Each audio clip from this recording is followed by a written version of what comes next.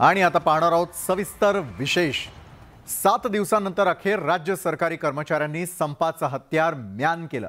संपकरी कर्मचाऱ्यांच्या शिष्टमंडळाची मुख्यमंत्र्यांसोबत बैठक झाली आणि या बैठकीमध्ये जुन्या पेन्शन योजनेबाबत सकारात्मक चर्चा झाल्याचं सांगत कर्मचाऱ्यांच्या शिष्टमंडळानं संप मागे घेतल्याची घोषणा केली आणि त्यामुळे 7 दिवसांच्या खोळंब्यानं सर्वसामान्यांनी संपाच्या मगरमिठीतून आता अखेर सुटका झाली आहे।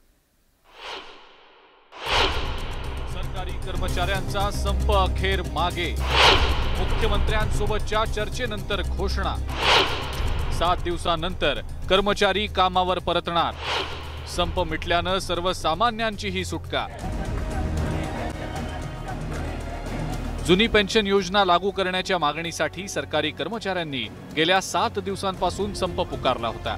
या संपामुळे रुग्णसेवेसह शिक्षण, पंचनाम्याची कामं तसंच सगळ्या शासकीय कामांचा खोळंबा झाला होता।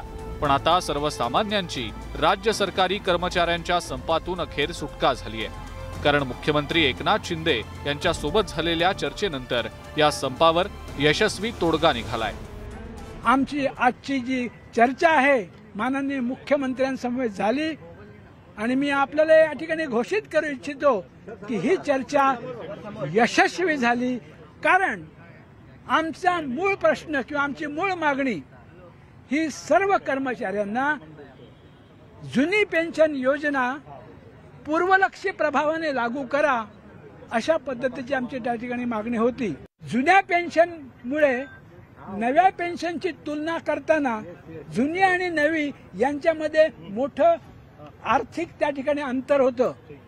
त्यामुळे हे अंतर नष्ट करून जुनी नवी पेन्शन यापुढे जरी आली तरी सर्वांना समान वेतन, निवृत्ती वेतन, त्यात कुठल्याही प्रकारचं त्या ठिकाणी अंतर राहणार नाही अशा स्वरूपाची भूमिका घेऊन तसं लेखी स्वरूपात शासनाने आम्हाला त्या ठिकाणी अवगत केलेलं आहे।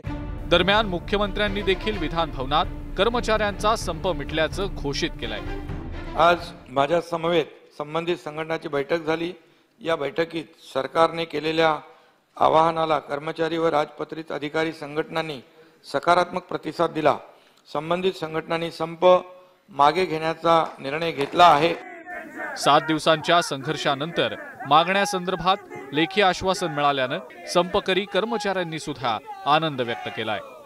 त्या ह्या आश्वासनावर विश्वास ठेवून आम्ही हा संप स्थगित केलेला आहे आणि उद्यापासून संपूर्ण महाराष्ट्रातील शिक्षक आणि कर्मचारी आपापल्या कार्यालयामध्ये जातील। शिक्षक आपापल्या शाळांच्या मध्ये जाऊन विद्यार्थ्यांची परीक्षा मूल्यमापन जे आहे ते करतील। आपल्या हक्कासाठी, न्याय हक्कासाठी एकजुटीने या सरकारकडे आमची मागणी होती। ती न्याय मागणी आता आश्वासन केलेलं आहे, आम्हाला मिळेल। पण त्यामध्ये काही कचराईपणा केला तर पुन्हा एकदा जोरदार एल्गार करावा लागला तर तो करवीर नगरीतलेच आमच्या कोल्हापूरचे लोक यामध्ये कमी कधी पडणार नाही।